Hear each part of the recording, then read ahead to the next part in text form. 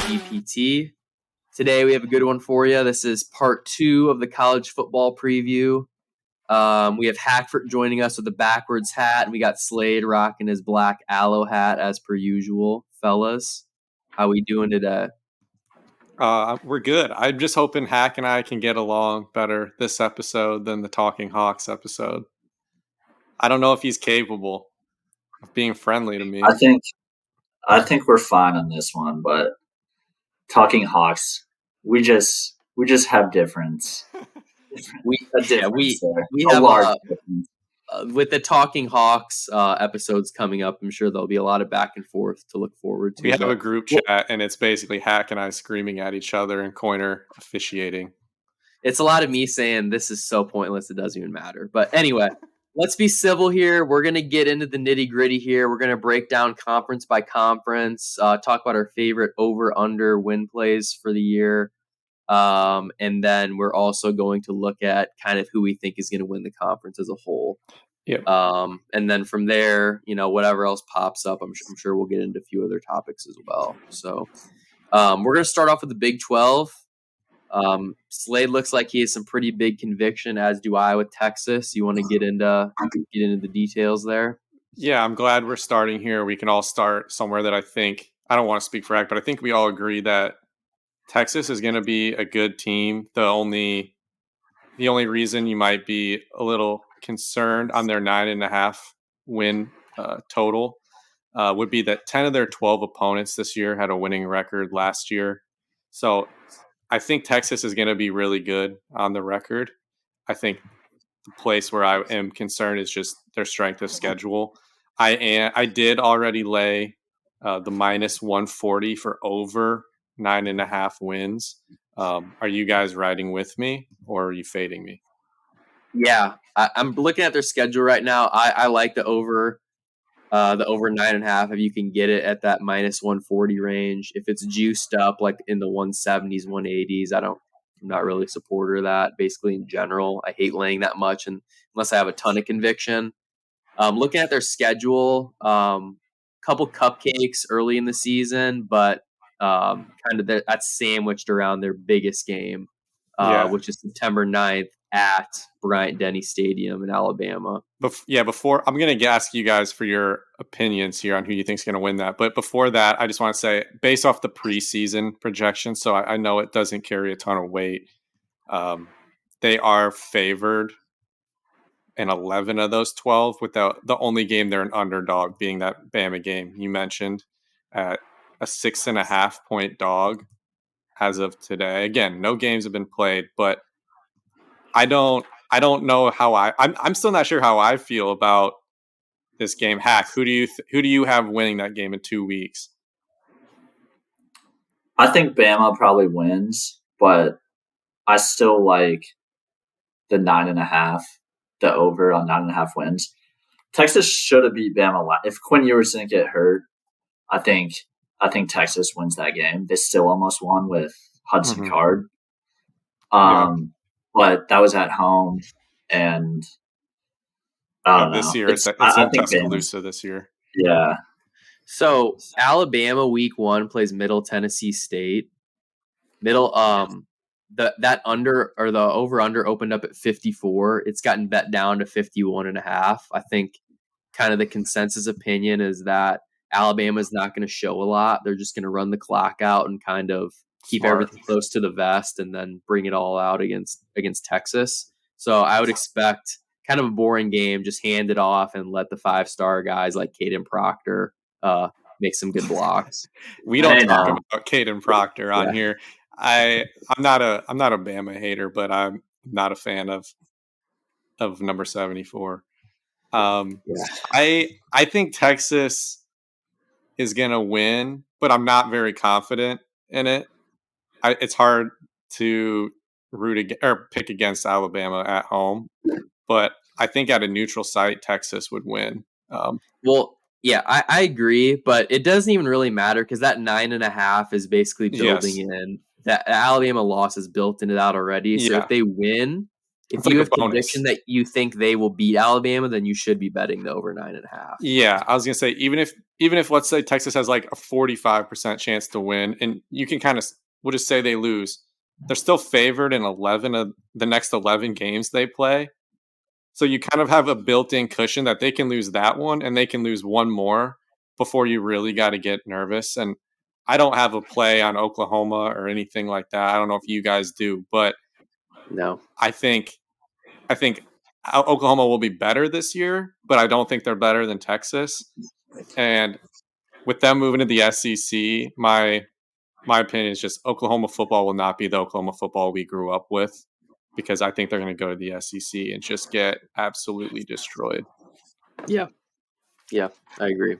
I think the only other Big 12 plays I have for season win totals are the Oklahoma under, because it's 9.5, and I can't figure out why. I mean, their schedule's not, their non-con's pretty easy. They have Arkansas State, SMU, and Tulsa. I guess the only game you could look at their schedule and say they're a for sure dog is Texas. It's just how much do you think they improved versus last year?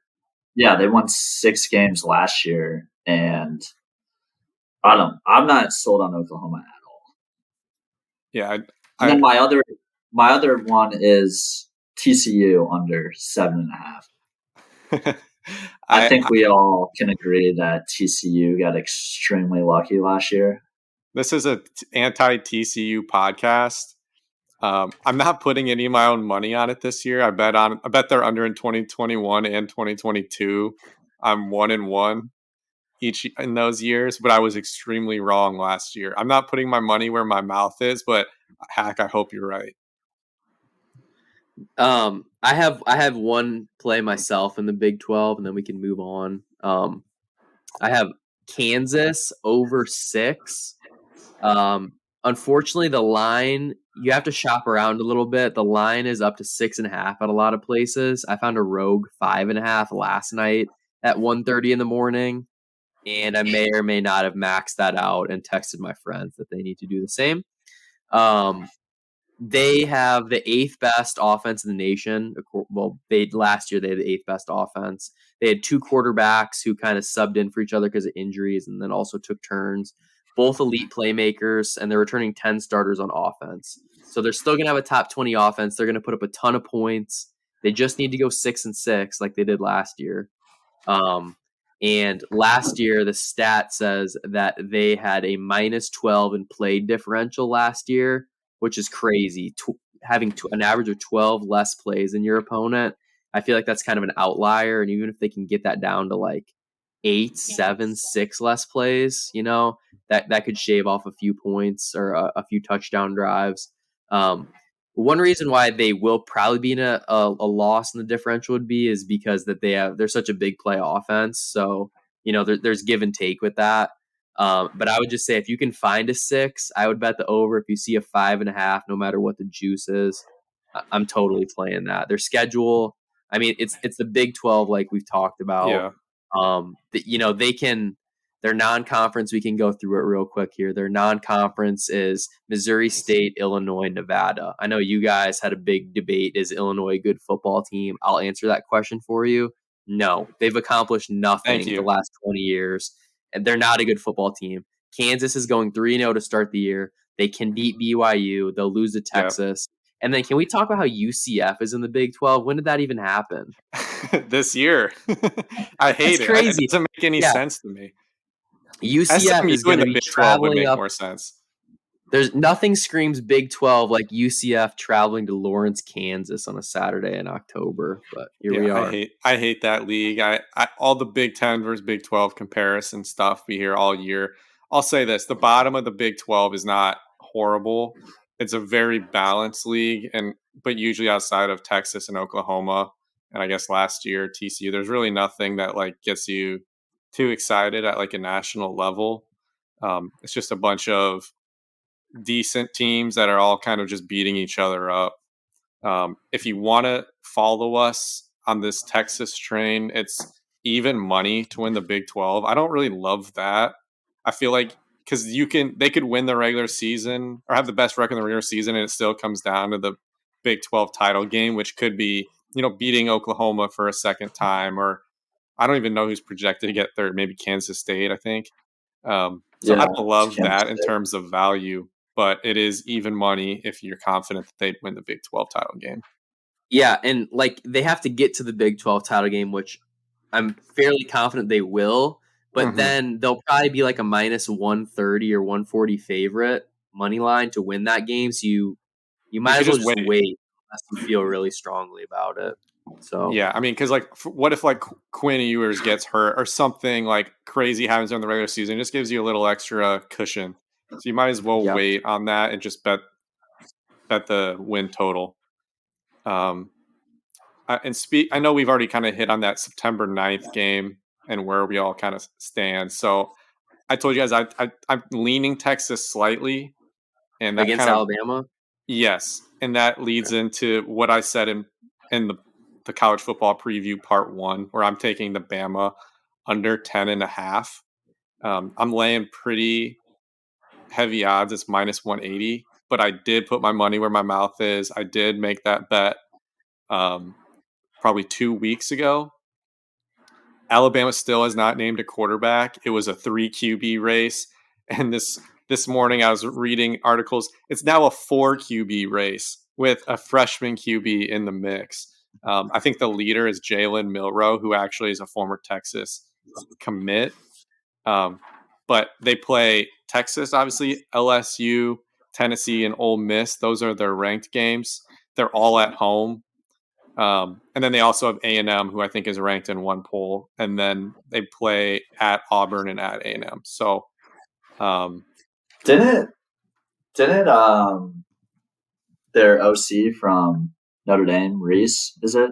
Yeah. Didn't he bring a Notre Dame quarterback with him? He did. He's not favored to get the job. He didn't come till like May or June. Like he was late to get on campus. Buckner or whatever, he wasn't good. And so like the fact that they brought him in is part of the reason I'm kind of bearish on them. But before you guys call me a Bama hater, I just have a surprise for those of you watching. I do have my Bama shirt on. I'm not a hater. I spent plenty of time in Tuscaloosa this summer, so if anything, I'm more credible than these two. All right, yeah, I don't have a lot to say to that. You say you're a Bama supporter, but you bet the under and you think they're losing to Texas week 2. Going 10-2 is nothing. There's nothing wrong with that. Okay. It's 1 year. Dude, is 10-2 enough to make it in the college football playoff? No, probably not. I don't think so either. We can get into that again at the end. All right, so you're on Bama under 10.5. Who's the running QB? Is that Milroe? Yes. Yeah. Yep. I don't know. They need to go. They might just go back to that smash mouth football they had like 6 or 7 years ago, where they're just, we have the better guys in the front 7, and we're on the both front and backsides, offense and defense, and we'll just beat you down. Yeah, I was listening to a Bama pod actually, and they were saying that this year's team is going to be overall more well-rounded. Last year's the secondary was pretty weak. That's why they were in all those shootouts. Obviously, you lose the number 1 overall pick in Bryce Young, and then you lose the number 3 pick in Will Anderson. But they're still confident, like everywhere else, that they're going to be better. It's just, as a group, I think their quarterback room is going to take a step back, and their wide receiver room is very unproven. And they were actually pretty disappointing last year, even with Bryce Young. I'm pretty sure Alabama has the most 5 and 4 stars on their team right now. It's 90% of their roster, whereas Georgia took the lead the past 2 years. So it's just gonna be like a constant power struggle between those two teams to see who can stay on top. I mean, Bama's kind of had that dynasty since 2008. And Georgia has had their little mini dynasty or nice run the past like 3 or 4 years. So it'll be interesting to see if Georgia can kind of make this a 10, 15 year thing, and or is Bama like done? So yeah, I wouldn't count Bama out. I think they can still win another title over the next 3 years. I think they'll win one more with Saban. I mean, I think if they had a better QB or if I was more confident in their quarterback, I'd be very bullish on them overall. But they'll be fine for the next few years. I guess a lot of what you think of Bama kind of collides with what you think of LSU and Brian Kelly because they're in the same division. And LSU has a lot of hype right now. I don't know how you guys feel about them. They have a quarterback who's like number 3 in the Heisman odds, but I think LSU might be their second toughest regular season game, or maybe the toughest, but it's at home. Yeah, I think LSU is going to be tough to beat. I don't think of LSU as a contender though. I think LSU will be able to turn it on and turn it off certain weeks and compete with anybody. But I think they're going to have a couple letdown games. I guess one game that I am interested in on Alabama's schedule is Auburn. They just got Hugh Freeze as their head coach, and Hugh Freeze can like dial up a really good game plan for Saban just cause, and then just totally suck the rest of the year. Like that's not a game, no matter what Auburn's record is. I don't think we can look past that one either.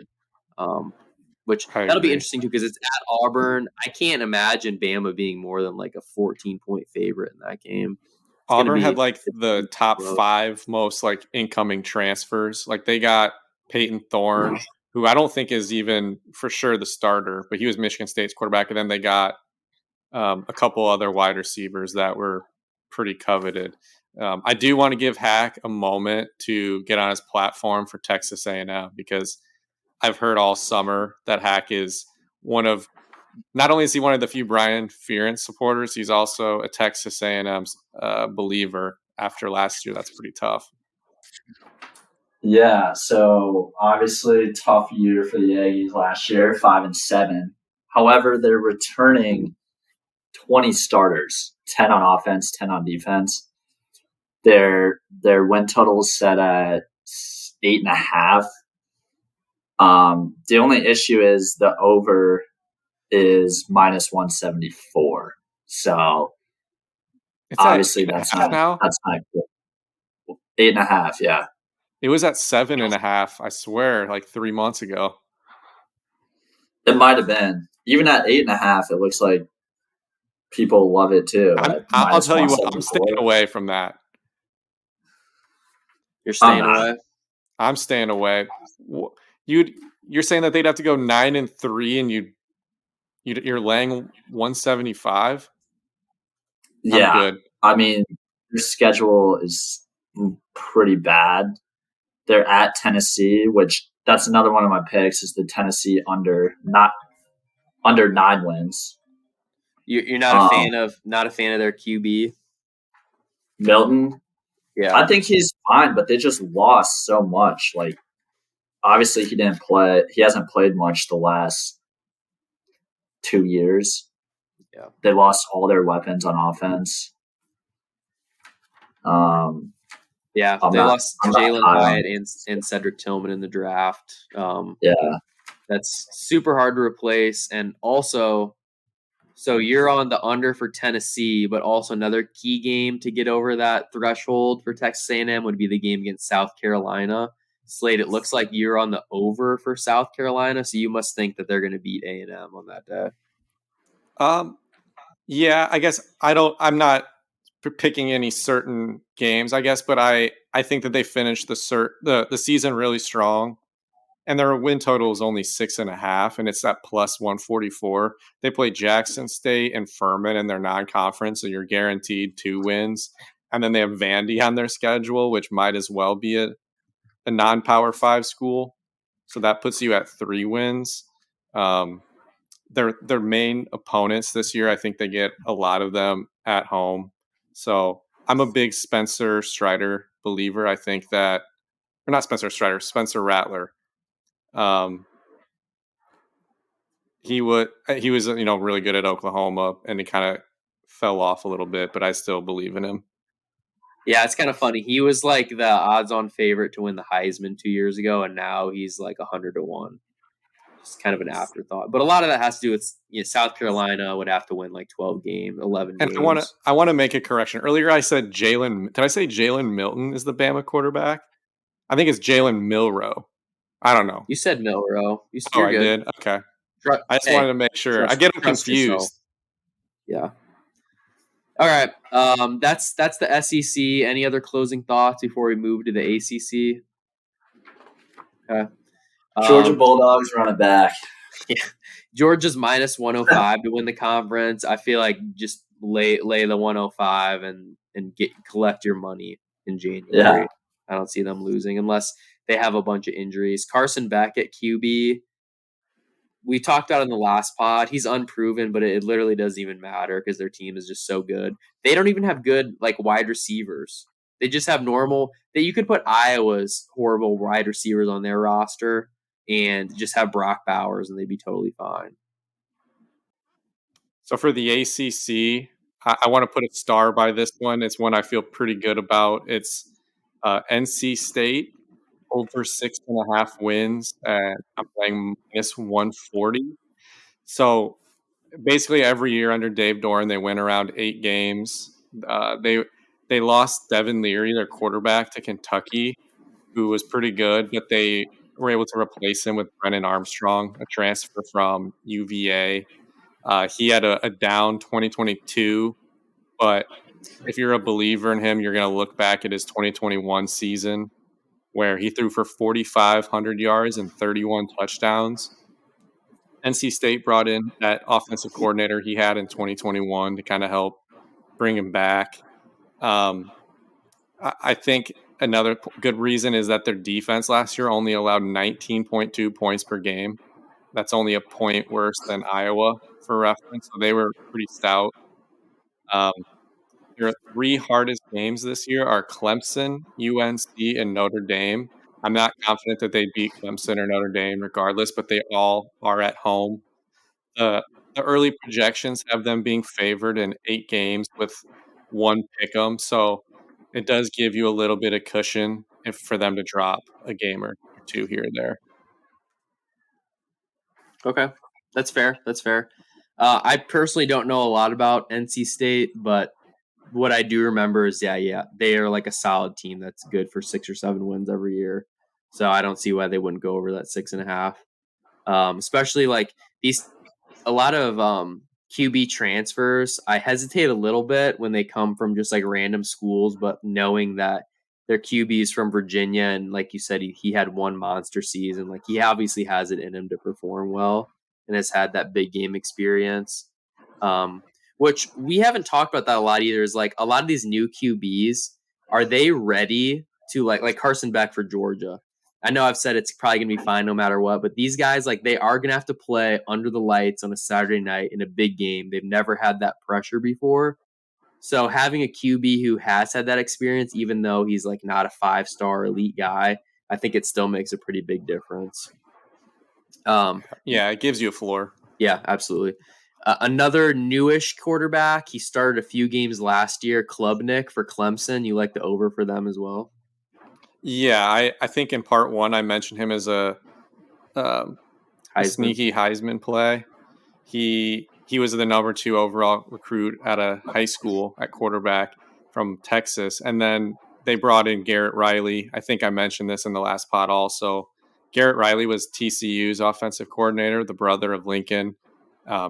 He's kind of considered like that superstar coordinator, future head coach type guy. And so I think he can come in with Klubnik, get things going.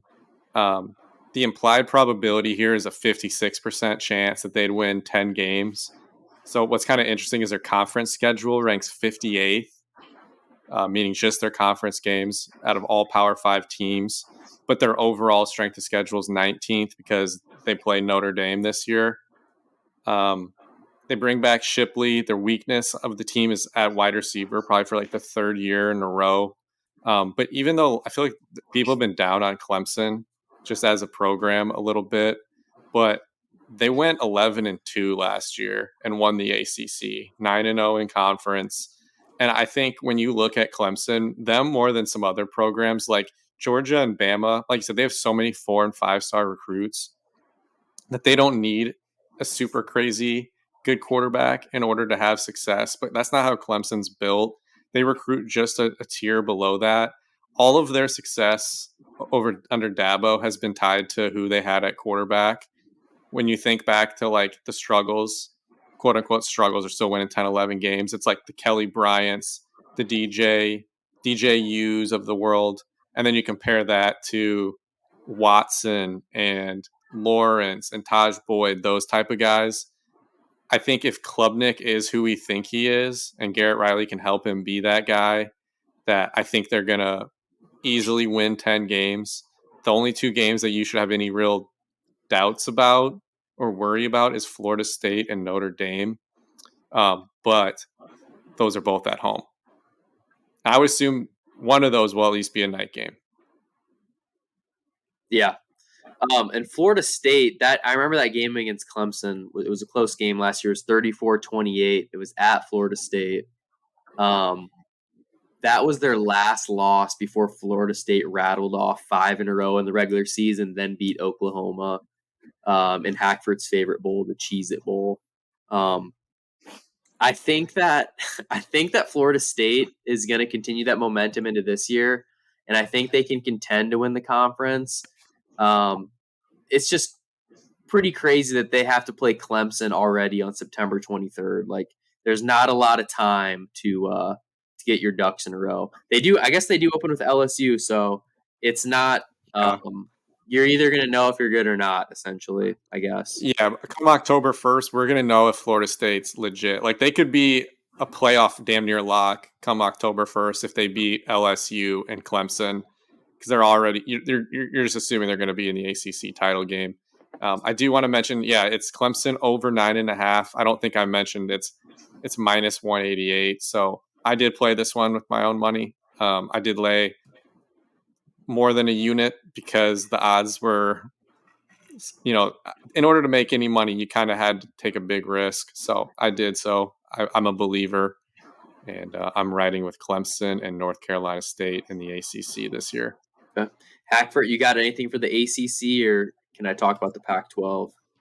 No, I'm not an ACC guy. That's Slade's neck of the woods, so I'll just ride with Slade's picks on the ACC. Sounds good. Okay, so talking about the Pac-12, this is the last year we're probably ever going to talk about the Pac-12, so let's just enjoy this while we can. Pac-12 After Dark is great to live bet on when you have nothing to do. It's not the same on the West Coast because the games are like only at 9 o'clock, but on the East Coast when you're watching football after midnight, it's like your last ditch hope to try to get some of your money. But like if you went like 0-3 that day, you're like, I'm just gonna go put it all on this 4th game in the Pac-12 at night game and hope I can get my money back. Yeah, you're like sweating out the Arizona over, and you're like, this better hit, otherwise I'm gonna have to stay up an extra 2 hours for the Hawaii Valparaiso game. So. The Pac-12, what I wanted to ask you about is what's up with USC's schedule compared to Oregon and Washington? Those are the top 3 teams, in my opinion. Oregon and Washington play each other in October, but USC doesn't have to play either of them. That's just a cakewalk to the finals, or to the conference final. Am I wrong? No, you're not wrong. That's just ridiculous. It's not fair. And why would I lay 330 and like 350 respectively on Oregon and Washington to win the conference if they're not even if they like are basically have the odds stacked against them to get there? So what I'm recommending is just wait until you get to the Pac-12 title game and then fade USC. Last night they played San Jose State. I wasn't impressed. Caleb Williams is a superstar, future perennial Pro Bowl QB, no questions asked. But their defense is not good. I don't think they can beat Washington and Oregon. And let's not sleep on their quarterbacks either. Penix Jr. for Washington, who Hackford has as like a Heisman hopeful. He's a great player. But I think Bo Nix is even better at Oregon. A lot of people laugh at Bo Nix, including me, before I kind of dove into the numbers this past offseason. He's not the same guy he was at Auburn. He's legitimately like the 4th or 5th NFL QB prospect for this upcoming draft. It's Caleb Williams from USC, Drake May from North Carolina, another quarterback in the state of North Carolina, the Duke quarterback. He's the next guy. Who's that? And then it's Bo Nix. I'm blanking. Who's the Duke QB? Duke QB. I don't follow Duke football at all. His name's Riley Leonard. Interesting. Okay. Yeah, I'll make a note to follow Riley him Leonard this year. is QB3 according to, I think it was Daniel Jeremiah who I was listening to. So, or no, excuse me. It was someone from it was the Athletics NFL draft guy. So, it's going to be really competitive with those quarterbacks, but I'm just really frustrated that USC has such an easy road. It doesn't make any sense to me. Yeah. I don't know. I feel like when I saw the odds being USC as favorable as they were, I before looking at the schedule, I was kind of surprised because I'm not huge on USC this year outside of Caleb Williams either. Hack, what are your Pac-12 thoughts? I think a team Quinter forgot about was Utah. You mentioned USC, Oregon, and Washington. Is Cam Rising healthy? I don't think he tore his ACL in the bowl game last year, but yeah, I don't know if he's ready to go. I haven't seen if he's playing this week 1 against Thursday. Florida, yeah, but Utah is favored by 6.5, which he's listed on the depth chart as the starter, but no one has seen him practice. Okay. But it makes me, I don't know, they're 6.5 point favorites against Florida. I'm not sure what their season win total is. If you can 8.5. 8.5. So they're non-con. I just mentioned Florida. They play at Baylor.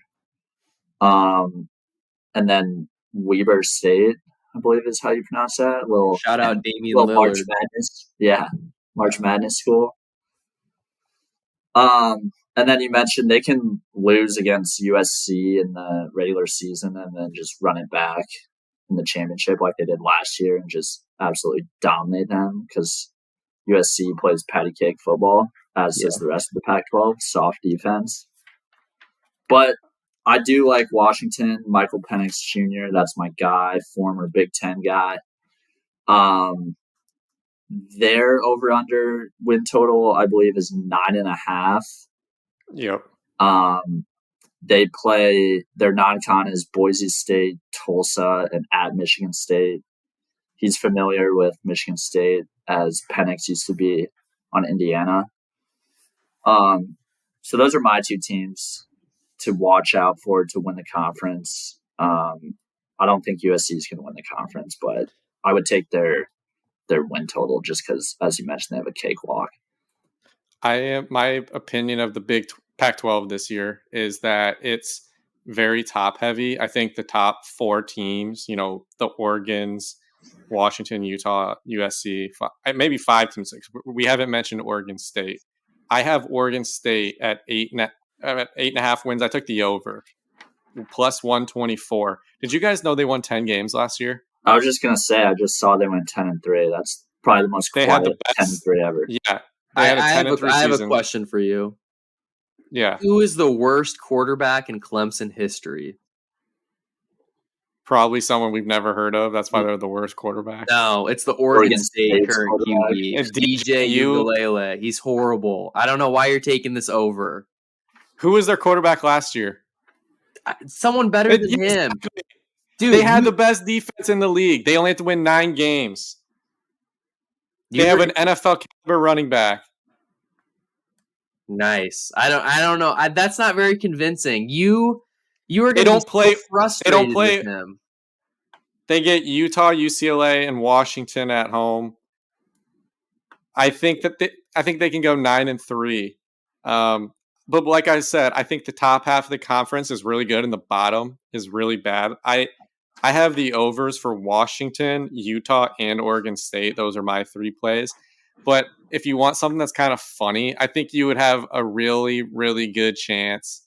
Not really, really good, but you have a legit chance of winning if you take Stanford under 2.5.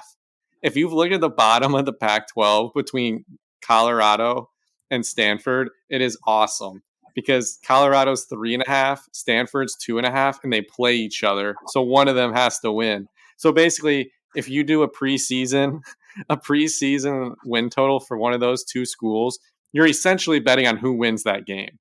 So that's the beauty of it.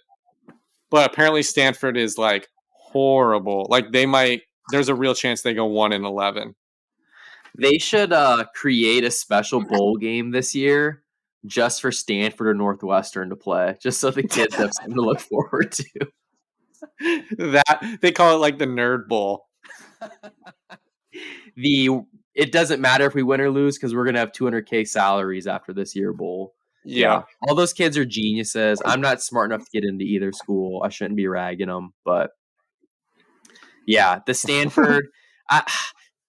Betting win totals like in the 2.5, 3 range always scare me because it's literally just like one game. They can force a couple extra turnovers or just get lucky and kind of sneak their way into a win. But like, like Colorado, we haven't even talked about Colorado. Yeah, they're at 3.5. I'm taking the under all day. I'm not buying any of the primetime hype. He's got their players wearing their Instagram handles on their jerseys in practice. Oh, that's not I a didn't winning. know that. That's not a winning football team. They play TCU this week. They play Nebraska. Those are probably 2 L's. And then, I mean, their wins are probably Colorado State, Stanford, and then they got to find 2 more to hit the over. So I don't. Yeah, from everything I've read, it's like they have good skill players because of the transfers they got and Deion's son, but their line play is like worse than MAC level. Like it's FCS level line play, both sides of the ball. Yeah, they definitely have good skill position players. That Travis Hunter. Yeah, he's the guy who plays overall recruit, plays, right? Yeah, he plays corner and then like receiver or whatever. Yeah, but I don't think. I bet that locker room is a nightmare. The most egotistical 3-9 team of all time. Yeah, Colorado with the coach's kid as the quarterback. They're going to be on TV a lot, and they're probably going to be a lot of really boring games. Sanders will have like a couple of good touchdown throws, and other than that, I don't see them being competitive with anybody. It'd be a cool story if they were good, but the sadder part of the story is like 3 years from now, Colorado is going to be an absolute shambles when he leaves for like Arkansas or some low-level SEC school.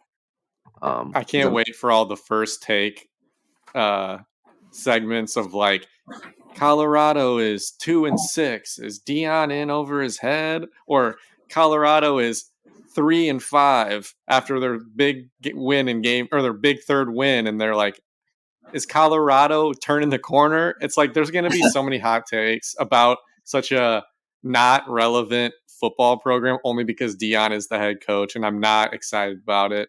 I am going to watch it just out of curiosity to see what it looks like, but a small part of me kind of wants to see them struggle. The reason why this podcast is so good is because you guys are like doing all the dirty work and watching all this college football, and I actually only watch the good games. I don't waste my time with all like the slop and whatnot. So you guys come in with those details, and I just give you like a realistic view of like the good teams. You're like at a 5,000 foot view, and Hack and I are more at the micro. Yeah, a micro versus macro perspective. Yeah, know your role.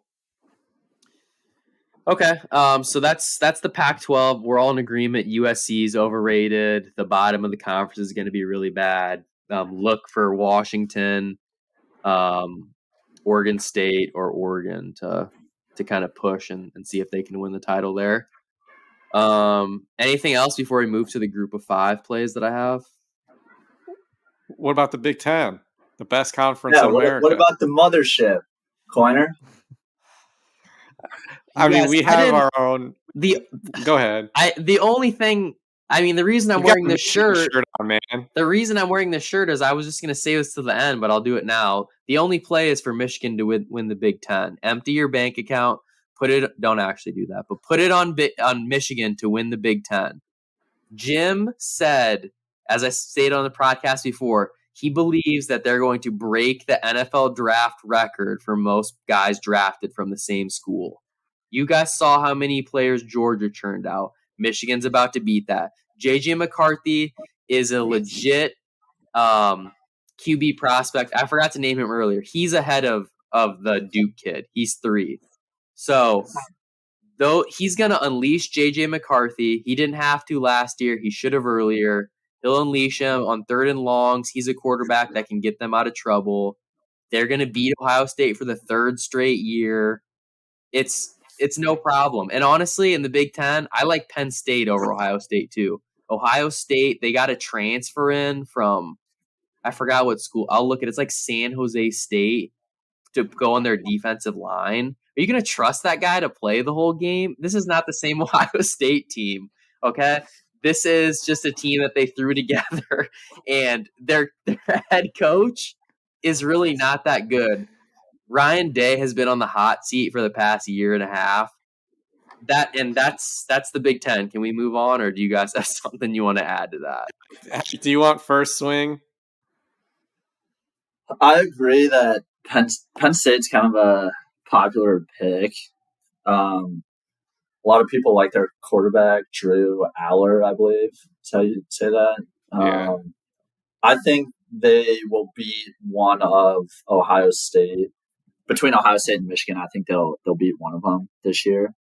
They get Michigan at home, and then they play at Ohio State. But I'm not a Michigan guy. And also Ryan Day's been to more national championships than Harbaugh. So I don't know where the Ryan Day slander is coming from. How many has he been to? 1? 1 versus 0. Yeah, 1 versus 1. You act like that's like What? a 1 in 5 deficit. years. Harbaugh's 0 in 10 years almost. I mean, he was about to make it last year before TCU found lightning in a bottle. I'm basically going to count that as 0.5. TCU was awful, as we've discussed. Georgia beat them by 100. Ohio State should have beat Georgia, lost by 1, 2. Michigan. It's because they challenged that play call or whatever it was. Ohio State was the second probably best team in that playoff last year, I guess. I mean, obviously Michigan beat them head to head, so it doesn't matter. I have the Penn State over 9.5 as well. I think they're going to be good. In our Talking Hawks pod, I took them to beat Iowa. So I think they're for real. I think their defense might be better than Iowa's. A lot of it's going to depend on this quarterback, the number 1 overall QB recruit in his class, Drew Aller. I think if he is what people think he is, Penn State's going to be a problem. If he's not, if he ends up like Hackenberg, who also had a ton of hype, then they'll probably win 9-10 games and be good. But we're not talking about Big Ten titles. Speaking of Ohio State, I took at plus 850. I took Ohio State over Iowa in the Big Ten title game. As you guys know, I took Iowa to go 10-2, win the West, and then I have Ohio State coming out of the East. And if those teams played each other, I would take Ohio State. Iowa to win the West is plus 260. I like that. Wisconsin, I think, is going to be really good. I think it's going to be between those two. It could come down to that game in Madison. And Wisco's trying to install an air raid year 1. I don't know. There's got to be some bumps in the road trying to do a complete philosophical change in 1 year. So I don't think it's going to be perfectly smooth.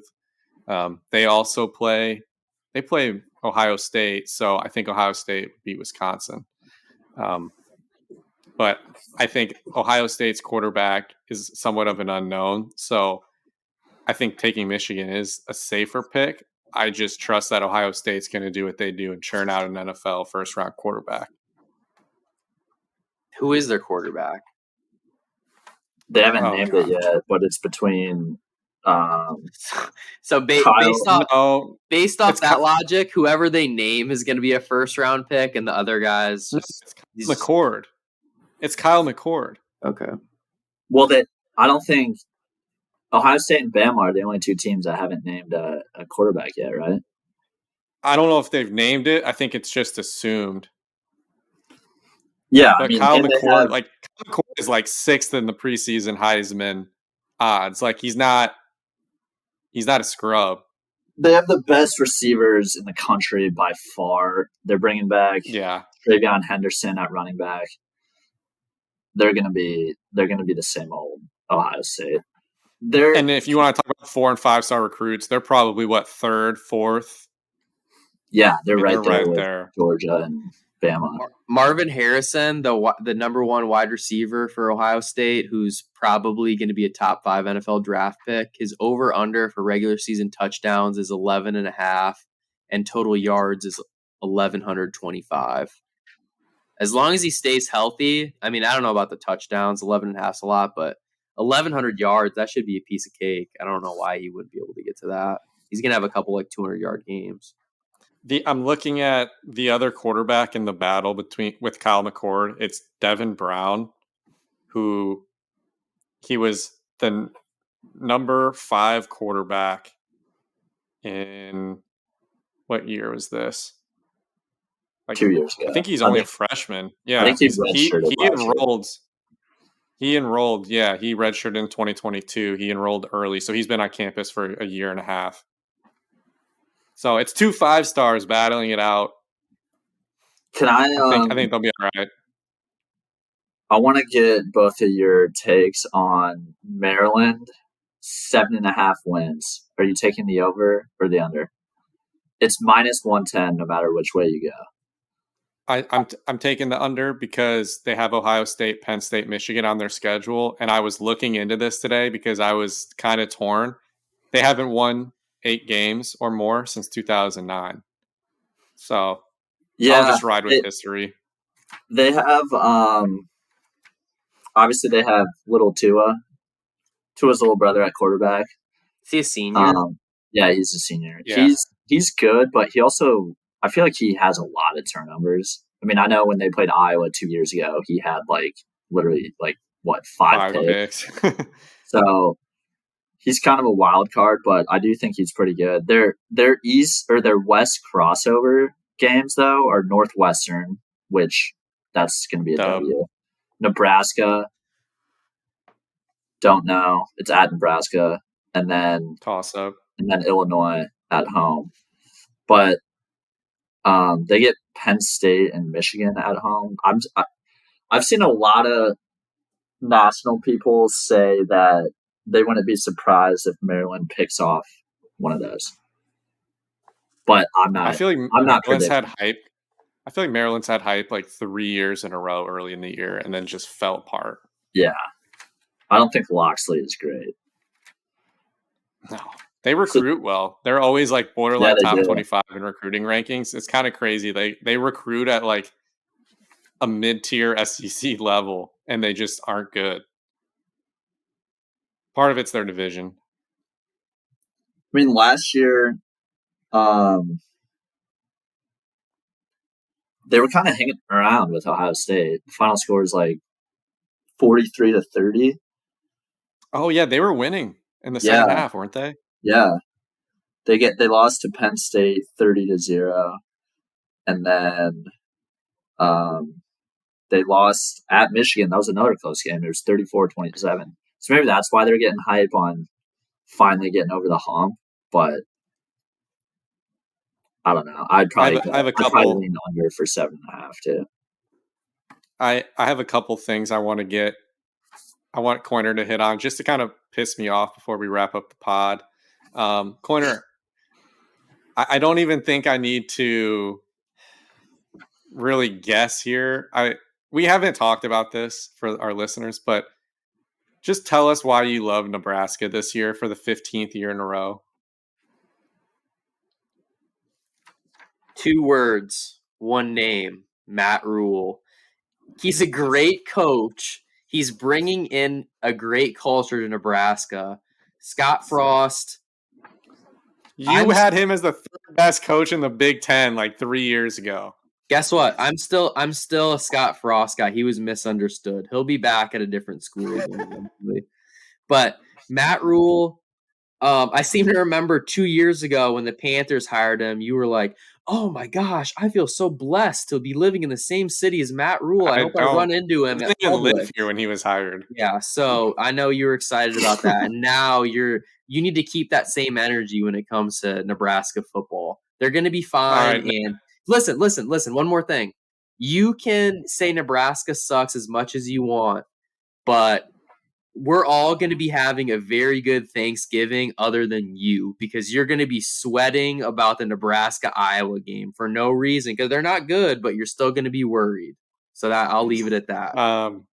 No, I think they're going to be better. I don't think they're going to win the West or anything. But What's their win part total two at? of, I think like 6.5, 7.5, somewhere around there. But another thing that I want you to talk about to get us a little pissed off is tell us why Wisco is going to win the West. Have you seen their TikToks? Those guys are all friends. They're all great friends. The locker room is strong. Who's their head coach? More Fickle. camaraderie than this podcast. Who's their head coach? Luke Fickle. Yeah. Has he accomplished anything in the past couple years? He took a no-name Cincinnati program to the playoff and lost to Alabama. Everyone would have lost to Alabama in that game. So, Hey, can I go back to Nebraska for a second? sure. If Nebraska is going to win the Natty this year, like you just mentioned, why are they 7.5-point dogs to Minnesota week 1 and PJ Fleck's sorry ass? That's on Thursday. Yeah, it's Thursday the 31st. Tanner Morgan, their like 8th year players finally gone. Their top running back. Exactly. What's that guy's name? Kilmanakis or whatever is horrible. Yeah. They're still favored. Ibrahim or whatever is gone. Ibrahim's gone. Yeah, he was a great player. I don't know how they're going to replace that. Nebraska plus 7.5. I assume that'll go down to plus I 6.5 agree. soon. You have to be all over that, even if you don't like Nebraska. That is just insane. I agree. I am Well, 100% with you. It opened at 6.5 and it went to 7.5, so it's going in the opposite way for you. Well, that's people like you who have too much money to burn. I guess they're betting on the other side there. Okay. That's fine. To each their own. And Hack loves Illinois. Yep, I do Yeah. love Illinois. I took their season win total over last year. It was like 4.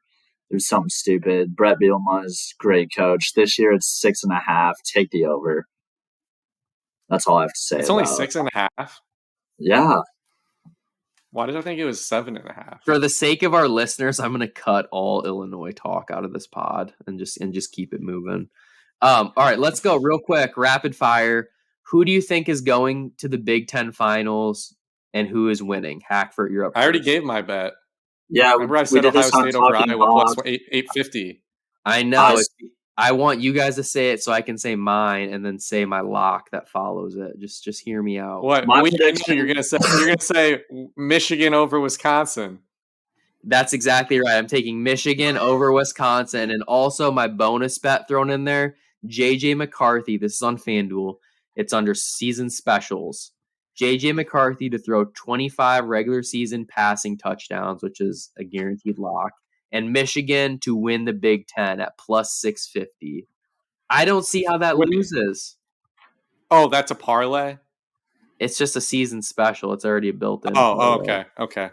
I just want to make sure that's combined. Like he has to do both. Yeah. All right. So Slade, you have Ohio State over Iowa. Hackford, you have Iowa over somebody, which is just totally unrealistic. And then Iowa over Ohio State. Okay. How are they going to beat Ohio State in that game? 2 words, 1 name. Cade McNamara. All right, Hey, that was convincing. All right, let's hope he's healthy. Hey, he's beat Ohio State once. Why can't he do it again? You can't sit here and talk about Michigan beating Ohio State 2 straight times and not mention who their quarterback was when they did it the first time, when they slayed that dragon the first time. Cade was great in that game. I hope Cade McNamara is great. What I'm concerned about with Iowa football is if he were that great, why is he not still at Michigan? He can't be because that he got good. Hurt. You just said that JJ McCarthy is the third best quarterback in the draft, and he's going to throw 25 touchdowns and lead them to the Big Ten championship. Yeah. And Cade was hurt last year, lost his job, and JJ became the guy.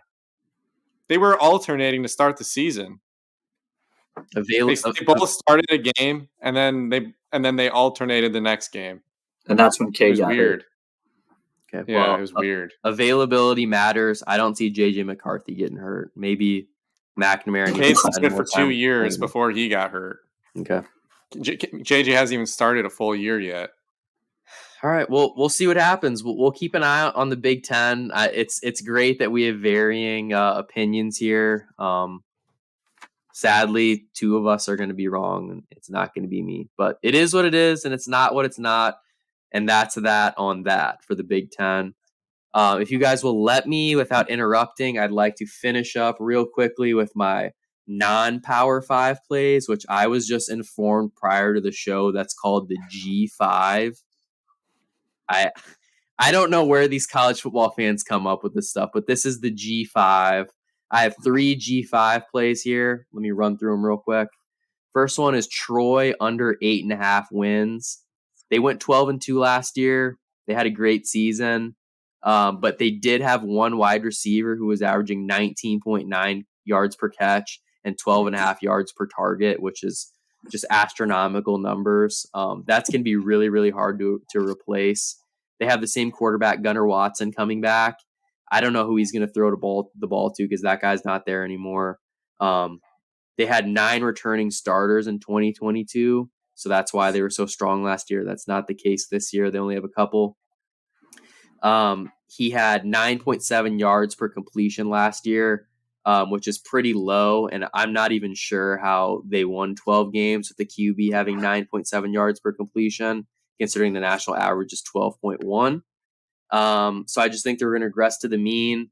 They're underdogs this year in 5 out of 12 games, and they were 6-1 in 1-score games last year. So they were basically the G5 TCU. So we're fading them. We're taking the under on Troy. Next up, I have Central Michigan over 5.5.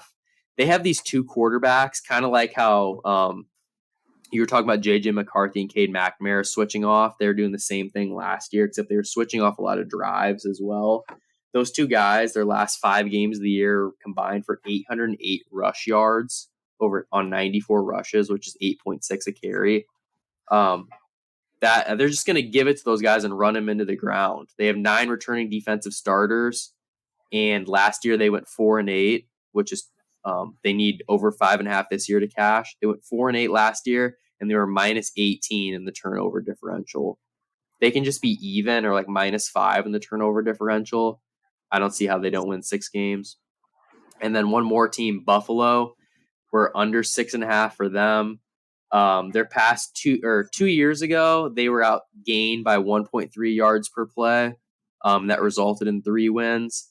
Last year, they were outgained by 1.2, which is essentially the same as the year before, and they went 6-6. So I think it's going to be more of that, where they are in the 5-6 win range. They were +8 in turnover margin, and they were +12 in plays per game differential. So they had a lot of 3rd and 4th down conversion luck to kind of inflate that number. So I just think they're the same old team. They're going back to 3 or 4 wins. We're fading Buffalo. So it's under Buffalo, it's over Central Michigan, and it is under Troy. Any qualms with that? No, I'm still mad about the Cade stuff. Go back into it. I'll give you 2 more minutes. What do you want with the Big Ten? I'm just you're like, a guy who transfers, he can't be any. If he loses his job, he can't be any good. What about Jalen Hurts? What about Joe Burrow? It happens all the time, and they didn't get hurt. They just lost their job. All right, I'm good. Hack has raising his hand. He's got something to say. Go ahead. Yeah, I would like a G5 pick, and that would be the University of Massachusetts Minutemen.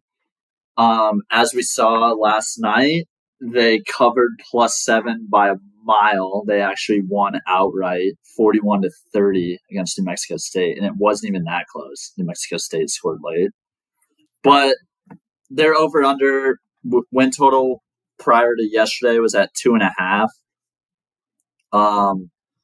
And so I don't even know if they do live win totals throughout the year, but they have a guaranteed win on November 4th against Merrimack College. And then they just need to pick off one more dub. And as we saw last night, that this team looks to be more than a 2-win ball club. Yeah, they have the firepower to have another upset. I could see 3 wins. That's not asking too much. Can this pod be a Merrimack fan club? I don't know anything about this school, but something about them. Just I want to root for them this year. Merrimack Except is for the Minutemen. Merrimack is in Massachusetts. If you guys didn't know. Oh, I had no idea. Are they FCS, I assume, or what's the story behind Merrimack? What's their nickname? The Quakers? That's what I would feel like. Here's some fun facts about Merrimack. They are a hour and a half drive away. So no plane ride for that. There's just hop on the bus and go play your rival. Merrimack is, let's see what their mascot is. They're the Warriors. They're the Warriors, yeah. So, I don't know. We'll have that game. We'll have a play on that game for you guys. We'll be sure to break that one down extremely well. That's circled in the schedule. But all right, and I think we should make a graphic of all of our preseason picks, kind of side by side, so people can see like this is all of Coiner's plays. These are all my plays. These are all Hack's plays, all in like one graphic. I don't know how to do it, but just throwing it out there. Yeah, I hate when Slade says make a graphic because that just means that I need to do it. So I'll get on that. I'll work my normal 9 to 5 this week, but then my 5 to 9 is this podcast. So we'll be grinding out some more content for you guys. We have the NFL season preview coming up next week, I believe. We'll just have a normal podcast where we'll give out a 6-pack, talk some baseball, and any other current events. And then we're also going to have a fantasy football special coming up, and that'll be released Monday night, the 4th. If you're in our fantasy league with Slade and I, we will be releasing it. We'll schedule to release it probably as like the 12th round is going on so that our intel cannot be absorbed by you guys. But it'll be kind of funny when you hear us hyping up certain guys and you glance at our roster and see that we scooped them all up. So that is the plan there. But yeah, we just wanted to thank everyone for joining. Sorry for the bickering amongst Slade and Hackford. I just try to keep it real with you guys. Keep the stats and info being sent out to you guys and whatnot, and let these two kind of make the silly conversations and arguments happen. So, but thank you so much for joining. This has been the Bet GPT podcast. We'll catch you guys next time. Thanks.